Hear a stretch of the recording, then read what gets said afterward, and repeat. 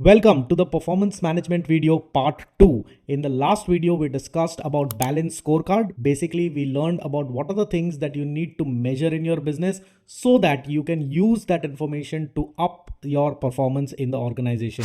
In today's video, we are going to be learning 5 things that you need to do to use that information and elevate your performance. This video is for small and medium sized entrepreneurs, young professionals, HR professionals, or young leaders in the organization who are looking to elevate the performance, and anybody who is thinking about or has already joined a family run business. So without any further ado, let's get started. The first thing that you will need is a scorecard. Now you may say, Hardik, we spoke about scorecard in the past. Yes, I agree. We did speak about scorecard, but in this video, what I'm going to talk about is how do you take that information and convert that into a reportable scorecard used to give incentives and appraisals. So scorecard is typically made of three things. First one is a list of parameters. These parameters exactly come from what we discussed in the last video. There are 4 things that we needed to measure and there were parameters under each one of them. So what did I say in the last video? Let's look at that first.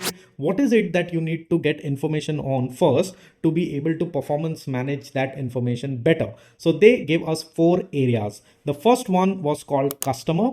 The second one was called internal business processes. The third one was called finance. And the fourth one was called innovation. So now that you know all the 4 sections, the first thing that you require is parameters, of course. The second thing that you require is weightages. These are weightages that you give to each parameter, kind of a priority that you give, that parameter 1 is more important than parameter 2 simply because parameter 1 has a higher weightage. These weightages that you give also act as points that people will earn from. The third thing that you do is you create sections or categorization to enable different kind of calculations. Let us see how a real scorecard would look like. I've made a dummy one to explain all of these 3 pointers to you in simple language. All right, so here's the dummy scorecard that will help us understand what these 3 parameters on scorecard really is, so that you can create a reportable scorecard. So the first one is obviously the parameters. So these are all the parameters that we have taken into consideration. Now, if you see this closely, you'd understand that all the 4 sections that we spoke about in the last video have been taken here. So if you see the first 2, customer satisfaction and recurring business, are customer related performance parameters. Then you see average wait time and turnaround time. These are internal process related parameters. Then you see adherence to budget. That's a finance related parameter. And the last one is for innovation related parameter. Now with all of these parameters, you may have additional parameters. You may not have one of these. You may have something else, which is all right.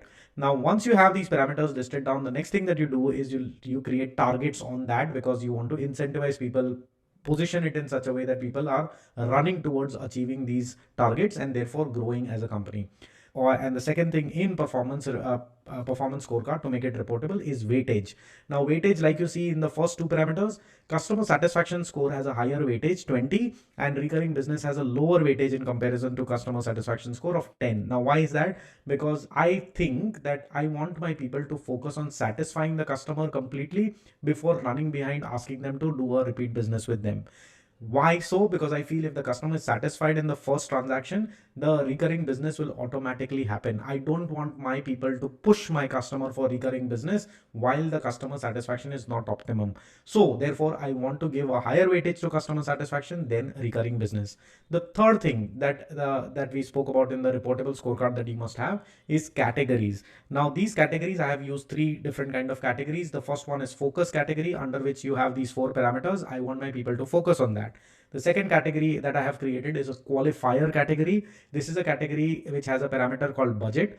Now here, because the word is qualifier, if the person does not meet the target of this parameter, no matter how he does on the focus parameters, we will not give them incentive. This is a parameter that he must meet. It's a must-win battle that he needs to do to get his incentives. And the last 2 parameters, which are to do with innovation, these are hygiene parameters for me, which means if you do these things to self-improve and self-develop, you're not going to get any additional brownie points. But if you do not do this and if you miss a target, I'm going to be deducting marks from your incentives. So it's a negative marking parameter. Now, obviously, then you put the actual scores that people have, and then you have the points earned. Now, because I said it's negative, and because the actual score is half of what the desired goal was, is why two points earned are in negative. So in total, the person earns 45 points out of 100 on this performance, and therefore I will give him 45% of whatever incentives I have calculated for him in his salary. Now, this is how the scorecard works. Now that we've understood how to create a reportable scorecard and use it for giving incentives and also use it for giving appraisals, let's go on to point number 2, and that's called org chart. Now, org chart is basically a line of command, and this is an extremely important tool. Some of you may call it organogram or hierarchy. Now, when you draw a org chart, you got to think about your company 5 years down the line and then simply draw up what all designations you will need and who will be supervising or managing these designations. The rule of thumb that we go with for smaller organization is that every 5 executors, people who actually do the work, require 1 supervisor. So using this thumb rule, you create a hypothetical org chart on the paper. Now, once you do that, then you start putting people on that. Once you start putting people, you will see some of the blank designations there, which you need to fulfill. What is the org chart responsible for? Well, the first thing that the org chart does, it is allows you good amount of middle management. It kind of tells you how many supervisors you require to micromanage or manage rather the scorecard parameters. Simply because you are measuring somebody, he's not going to go right. You got to give him support, and an org chart helps you visualize and understand how much support where is going to be required. The second thing that the org chart does is, because there are blank positions in the org chart, it tells you and the employees in your company that that's the position on top of me in the org chart that is sitting blank, and at some point the management will want to fill that up and I can be the person promoted to that designation. So it gives an opportunity for an employee to grow in the organization, and to do that he has to meet his scorecard, his reportable scorecard. So that kind of helps create a win-win situation for you as well as the employee. The third thing is it becomes a recruitment predictor. One, obviously, because now you know all the blank spaces that you need to fill up, and what is the advantage going to be, because you know that with those blank spaces filled up, people will be monitored well, and if they are monitored well, they'll do better, which means more money. So when you go about balancing this right, you also know what kind of recruitments you need to do and when. The second thing is, if you have somebody who is not performing very well but is simply continuing to be in your organization, chances are you're paying him more than what he should be paid for the kind of work that he's doing. You're paying him for loyalty. But with org chart, there are salary bands that get created. There is a ceiling to how much a person can earn at each designation. And if that ceiling is already reached, then you know that that person is not going to be moving forward. He is going to be moving out of the organization unless he's happy receiving the same salary for the rest of his life.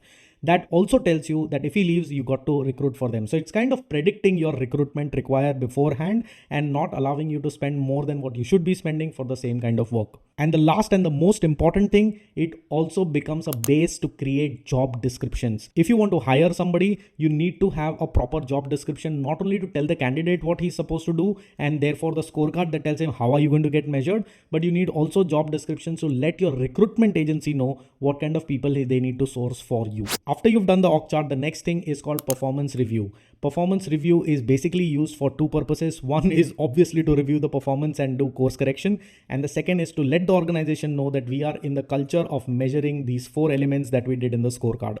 So what do you do in the performance review? Well, you measure and review the scorecard parameters and the performance on it. Then you draw up corrective action plans wherever your performance has not been great, and you figure out wherever the performance is great, how can you go about replicating that.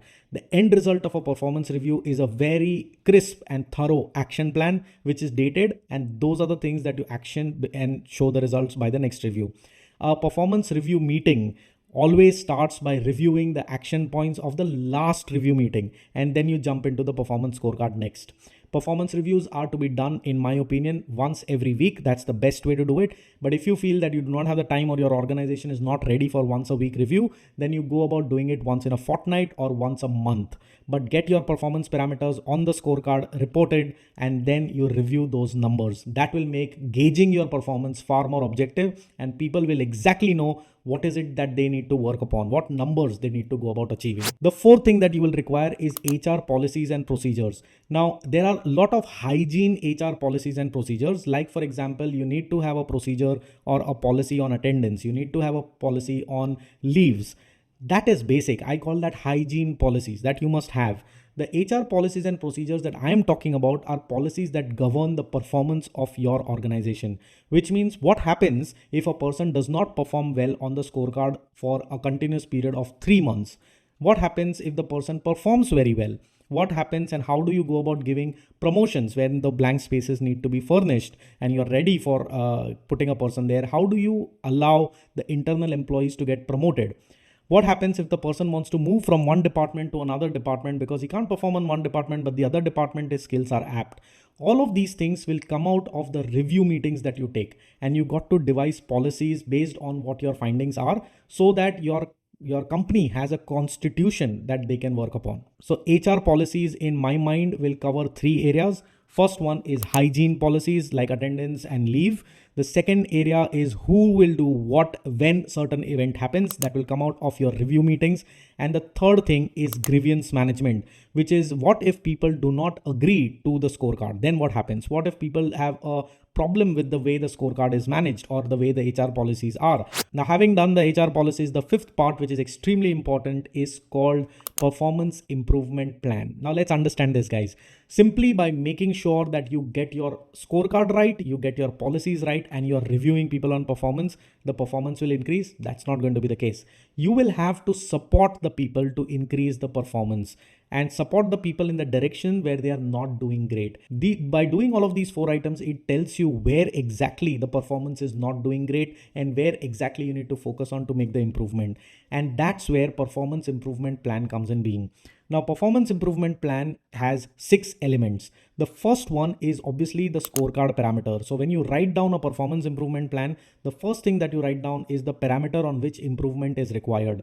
The second thing that you write down is what is the action that you will take to improve on that parameter. Now, this action can be an action taken by the employee you're issuing a performance improvement plan to, or it could be the manager of the department, assuming the performance parameter for the entire department is not performing well, if there's a parameter like that. The third thing is what is the support that the department or an employee will need from the management, and that is what you got to write down there. The fourth aspect is how frequently will you review the support provided and the actions taken by the employee or the department to improve on that performance. This review frequency can be similar to your weekly reviews for the organization also, but the idea here is to do a one-on-one meeting so that you can go about improving the person who has been issued a performance improvement plan. The fifth point is deadline. By when should you expect the performance parameter to show better numbers, to show better results? And the last one is what happens next, which is what if the person does not meet the target but has shown significant improvement from where he was? Then do you extend the performance improvement plan to 3 more months? What happens if the person has gone even worse than the previous performance, or the previous performance has remained unchanged? What happens if the person does not have an opportunity to perform better because of whatever business circumstances? So all of this if and but is what becomes a part of the performance management plan that you construct. Now, some of you may ask me, Hardik, can I have a Word document or a PDF of this performance improvement plan that I can copy paste? Well, you don't need that. You can simply create your own format with all of these 6 details that I mentioned and use it for your own benefit. So now that we've understood all of these parameters and systems that we need to have in place to manage the performance of your organization to the next level, I hope you will be able to use this, work on this. If you have any questions, put it in the comment box. So I want you to ask those questions. It will initiate a discussion. I'll be more than happy to answer those questions and take your organization to the next level. If you like this video, do hit a big fat thumbs up. If you've not subscribed to this channel, please do subscribe to this channel. I will be going deeper into each subjects of business management for small business. I love you all, guys, and I want you to propel. So until we meet next time, all you fine people, keep propelling.